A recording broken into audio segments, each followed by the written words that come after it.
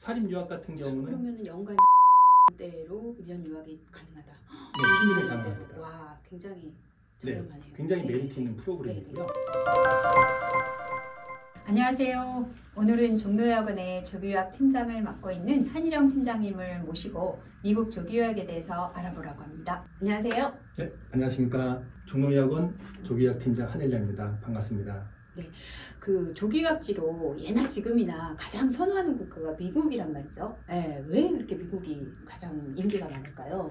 네, 미국 같은 경우에는 정치, 경제, 문화적인 측면에서 한국과 굉장히 긴밀한 관계를 유지하고 있고요. 이 영어라는 언어적인 측면에서도 영국, 호주와 같은 브리티시 영어보다는 미국식 영어가 좀 더 친숙하게 다가오지 않을까 싶습니다.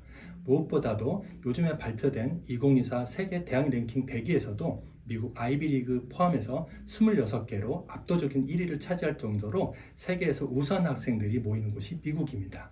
이런 이유에서 미국을 선택하는 이유가 되지 않을까 싶습니다. 미국은 정말 땅덩이도 넓고 굉장히 선택지도 많고 프로그램도 많은 것 같아요. 그걸 크게 어떻게 나뉘고 어떤 선택지가 있는지 좀 알려주실래요? 네, 미국 조교유학 같은 경우에는 크게 두 가지로 나눌 수가 있는데요. 미국 공익교환학생 그리고 미국 사립유학입니다. 미국 공익교환학생은 미국 국무부에서 주관을 하고요. 전 세계적으로 약 2만여 명이 매년 참가할 정도로 검증된 프로그램입니다. 만 15세에서 18.5세까지 지원이 가능하고요. 평균 성적이 C 이상 그리고 LTS라는 영어 시험을 치러야 합니다. 그리고 미국 사립유학 같은 경우에는 데이스쿨과 보딩스쿨로 나눌 수가 있는데요. 데이스쿨은 이제 홈스테이 기반이고요. 학교를 통학하는 그런 시스템입니다. 그리고 미국 사립유학의 보딩스쿨, 명문 보딩과 일반 보딩으로 나눌 수가 있는데요. 명문 보딩 같은 경우는 들어가기가 굉장히 까다롭습니다. 1년에 한 번 가을 학기만 모집을 하고요. 9월이죠. 8월, 9월 두마다 조금씩은 다릅니다. 네네네. 일반 보딩 같은 경우에는 1월, 8월 이렇게 두 번 모집을 하기 때문에 수시로 접수가 가능하다는 것이 특징입니다. 그 명문 보딩은 입학하기가 굉장히 굉장히 까다롭습니다. 그래서 일반적으로 그레이드 9, 중3부터 지원을 한다라고 하면은 초6, 중1부터 지원 준비를 하는 것이 일반적입니다. 네, 개인의 상황에 따라 어떤 프로그램이 맞는지는 나중에 상의를 하면 좋을 것 같고요. 그러면 제일 중요한 게 이제 비용이 얼마가 드냐, 대략 이제 가고 싶은 프로그램이 이런데 그 예산에 대해서 대략적인 설명을 해주시면 비용이 얼마인지. 네, 비용 상당히 중요한데요. 미국 공익교환 같은 경우에는 재단마다 조금씩은 다릅니다. 12,000불부터 15,000불까지의 연간 비용인데요. 원화로 따지면 1,600만 원부터 1,900만 원, 2,000만 원이 채 되지 않습니다. 항공료랑 용돈, 비자, 실비만 제외하고는요. 모든 게 다 포함이고요. 사립유학 같은 경우는 그러면 연간 한 2천만 원대로 유연 유학이 가능하다. 네, 충분히 가능합니다. 와, 굉장히 네, 저렴하네요. 굉장히 네, 메리트 있는 네, 프로그램이고요. 네, 네. 사립유학 같은 경우는 편차가 심합니다. 학비와 숙박비 포함해서 3만 불에서 8만 불 사이까지니까요. 8만 불이면 1억이 넘어가는 거 맞죠? 맞습니다.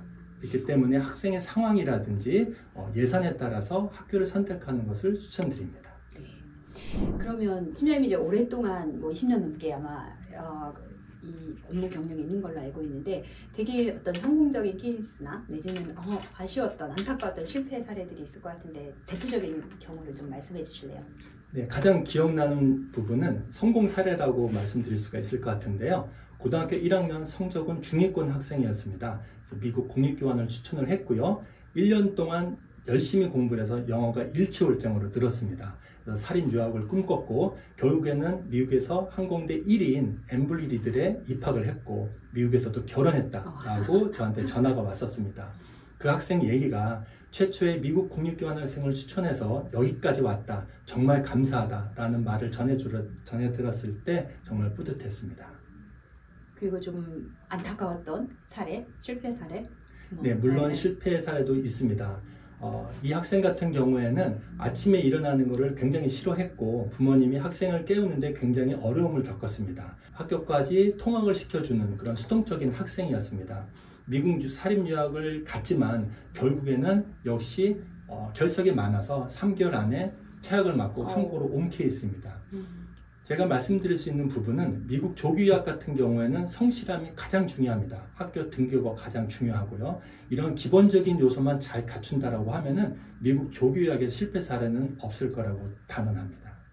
네. 그러면 오늘 이것으로 미국 조기유학에 대해서 알아보되 좀 세부적인 내용 결국은 상담을 통해서 종로여학원의 한일영 팀장님을 연락을 하시면 상세하게 들을 수 있을 것 같습니다. 네, 언제든지 네. 연락 주십시오. 감사합니다. 감사합니다.